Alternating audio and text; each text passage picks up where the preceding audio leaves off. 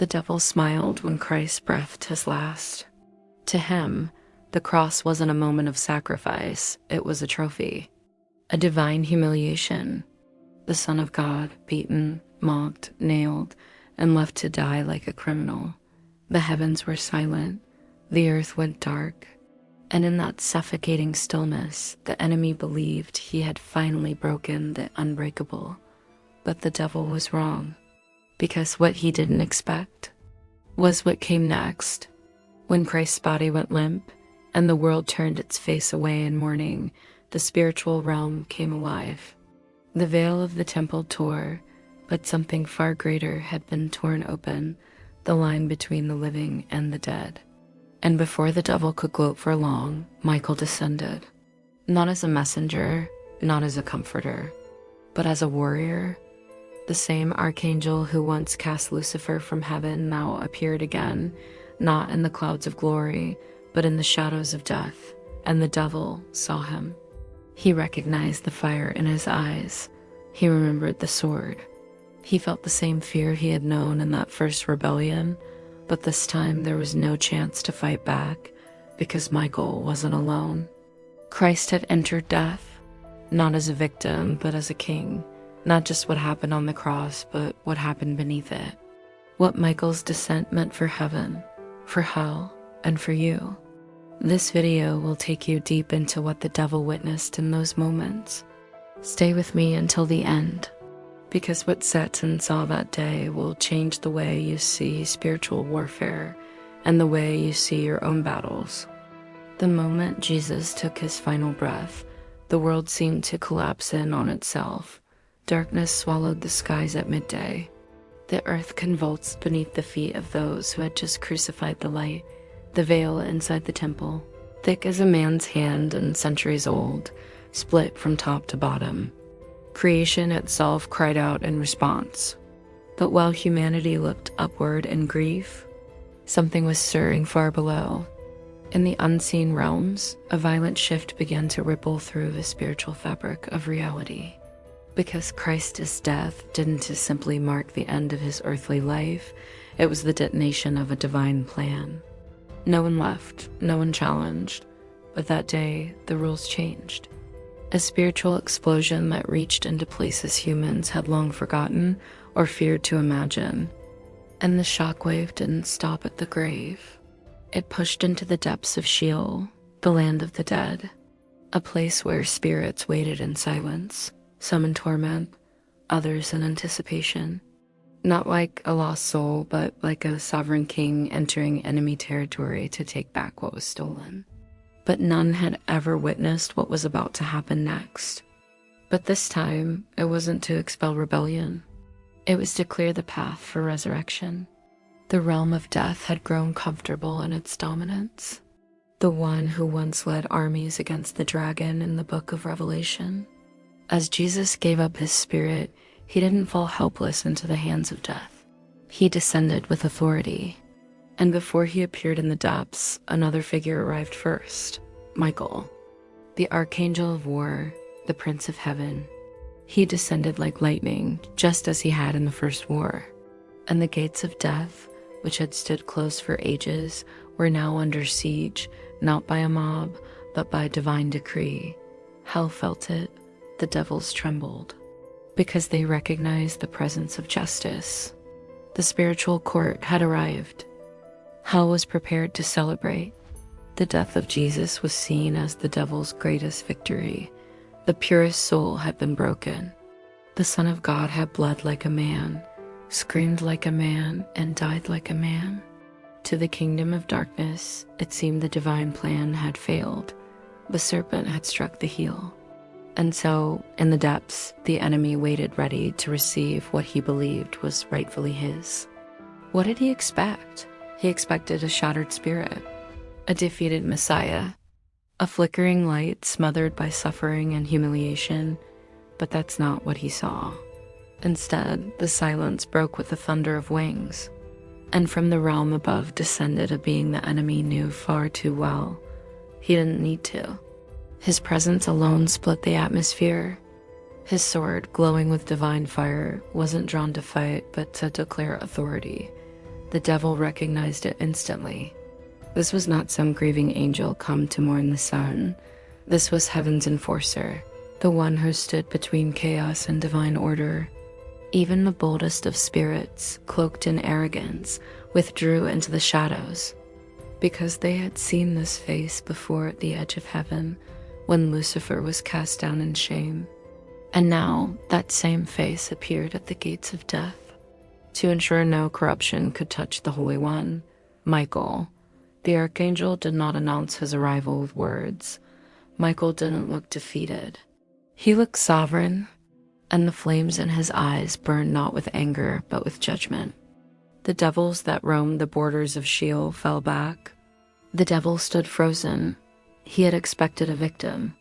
He saw a king's herald, and in that moment, Hal knew something had gone terribly wrong, because if Michael had come first, it meant the sun wasn't far behind.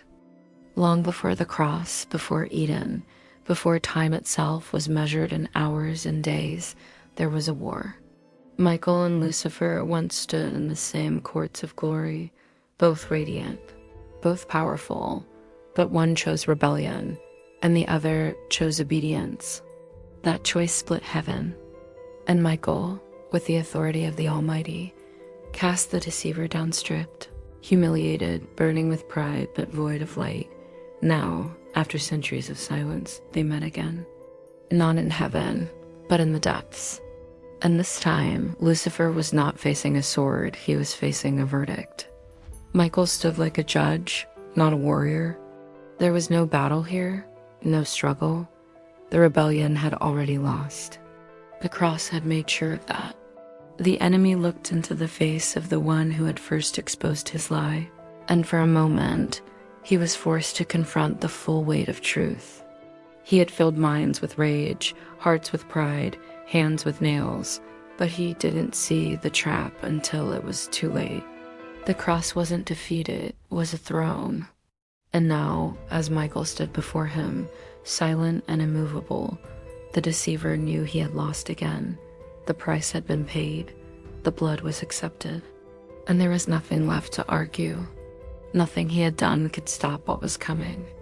Lucifer had used kings, priests, and traitors to orchestrate the death of the Messiah. This wasn't revenge. It was revelation. Michael wasn't there to punish him. He was there to enforce a divine reality. Christ had entered death by choice, not consequence. Lucifer, once the angel of light, stood in the presence of the true light's guardian and could not speak, because in that moment, he wasn't facing Michael the warrior. He was facing Michael the witness to a justice he could never overturn. Michael's descent into the realm of the dead was not an act of wrath, it was an act of precision. He didn't come to wage war. That battle had already been won. His role was more sacred, more strategic, to protect what had never entered Sheol, before the presence of the holy, and if he could not stop Christ from dying, perhaps he could corrupt what came next. When Jesus died, his spirit passed through the veil of death, but this wasn't an ordinary soul making its way through the corridors of the grave. This was the Word made flesh, pierced and poured out, yet still sovereign. But when Jesus entered the deepest realm, he went in as both sacrifice and priest, and Michael was the rope, the divine guarantee that the process would not be interrupted. And such purity, such divinity, could not be left unguarded, not even for a moment. No unclean force could lay claim to Christ, not even symbolically. Not for Christ's safety, but for the integrity of the mission, the one who ensured that death itself would not defile what was passing through it. Michael was the boundary, the barrier. The devil had always worked through technicalities. He twisted laws, exploited shadows. His entire dominion thrived on spiritual loopholes, but Michael stood in the way. His mission wasn't to fight, but to prevent contamination.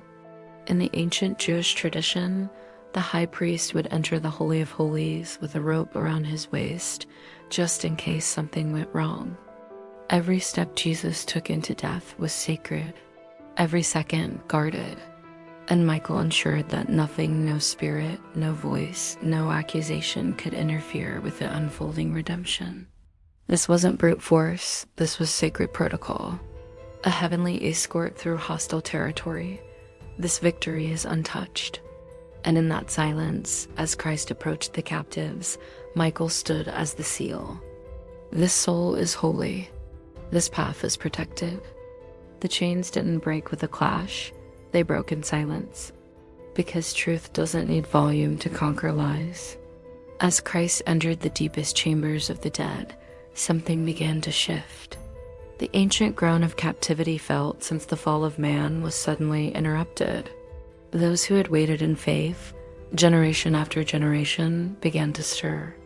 Abraham, Moses, David, they felt it first, not sound, not movement, presence.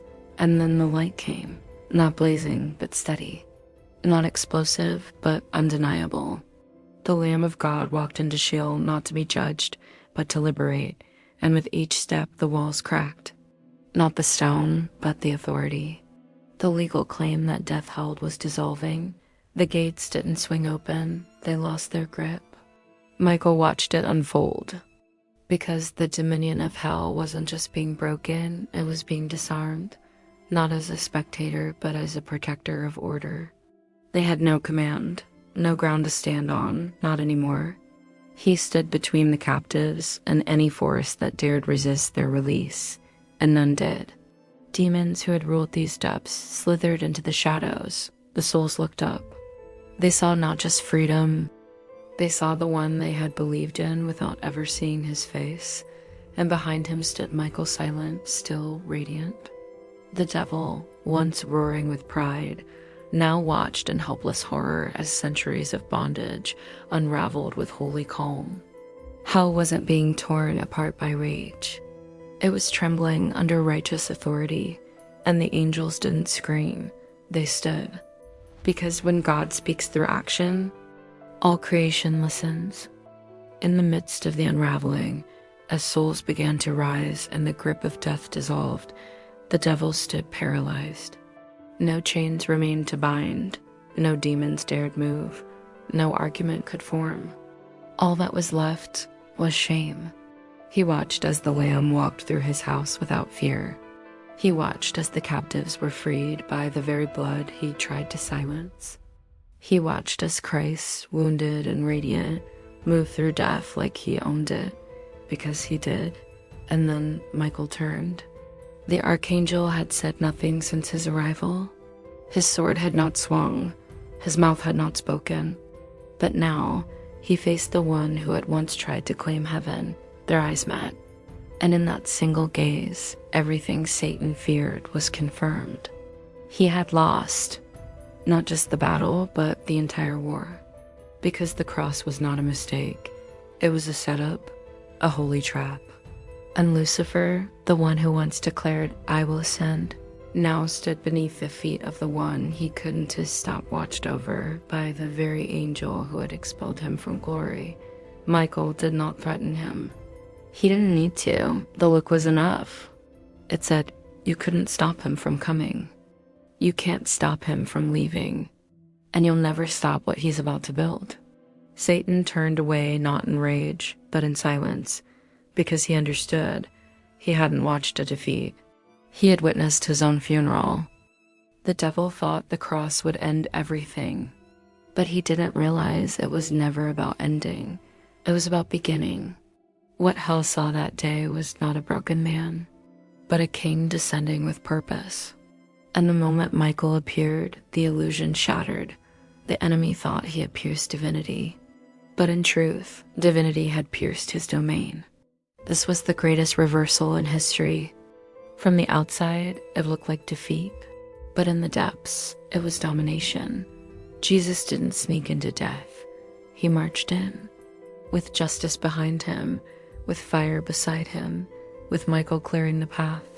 Every lie Satan had told for thousands of years unraveled in the presence of truth. Every stronghold he built reduced to dust by one act of obedience. Every soul he claimed set free by blood he couldn't stop. And now we see it clearly. The cross wasn't for death. It was death's destruction. And Michael wasn't there to battle. He was there to witness justice unfold with holy precision. So what does this mean for you? It means you don't walk alone into your battles. You don't enter valleys forgotten by heaven. If Michael stood between hell and the sun, how much more will heaven stand with you when your soul belongs to the same risen King? You are not abandoned. You are not unguarded. You are not overlooked, even in your darkest moment. Hell still trembles when heaven moves. If this message opened your eyes or stirred your spirit, don't let it stop here. Like this video, share it with someone who feels surrounded, and subscribe for more revelations like this one, because there are truths like this one that the enemy hopes you never hear, but once you do, you never see the cross the same again.